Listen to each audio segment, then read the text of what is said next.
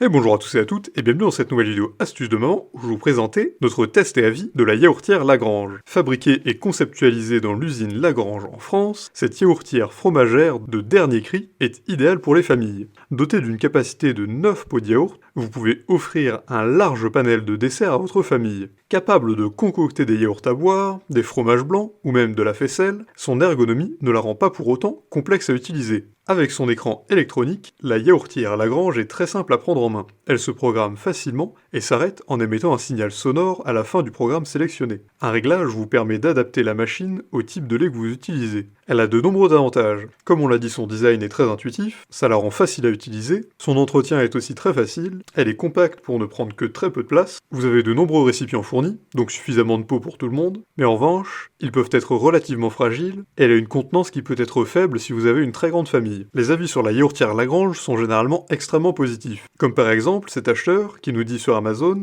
très bon produit, fonctionne parfaitement pour les yaourts, pas encore testé avec les fromages. Les pots sont en verre, les couvercles sont de bonne qualité et l'utilisation de la minuterie est simplissime. Utilisé avec du lait ferme, 2 sachets de ferment lactique pour la première fournée, 12 heures de fermentation, puis avec le 9e yaourt pour les générations suivantes, qui s'améliore avec le temps et gagne en fermeté. Pour limiter l'acidité, il suffit de diminuer la durée de fermentation. De 12 heures au départ, je baisse d'1 heure toutes les 2 fournées environ, quand je trouve les yaourts un peu trop acides. Je suis maintenant à environ 8 heures. Un conseil pour des bons yaourts, utilisez du lait frais de la ferme, et non du lait UHT industriel, à faire bouillir pendant 20 minutes. Cela améliore la fermeté. La crème du lait doit être retirée, mais elle s'utilise comme de la crème fraîche dans n'importe quel plat. Pour des yaourts bien homogènes, passez le lait plus le dernier yaourt au mixeur. Certains utilisateurs posent des questions. Par exemple, si on utilise des yaourts bifidus pour en faire d'autres, est-ce qu'on obtient d'autres yaourts bifidus? Et un autre utilisateur répond que effectivement, normalement oui. Certains se demandent aussi si le signal sonore de fin de préparation est gênant. Et est-ce qu'on peut le couper? Et il semble qu'il ne puisse pas être coupé, mais il n'est pas gênant non plus, donc pas de problème. Du coup, j'espère que ce test et avis vous aura plu. Si c'est le cas, n'hésitez pas à le partager avec vos amis, à mettre un like et à vous abonner à la chaîne en cliquant sur la cloche pour ne rater aucun nouveau. Et évidemment, le lien du produit présenté ici est présent dans la description, alors n'hésitez pas une seule seconde.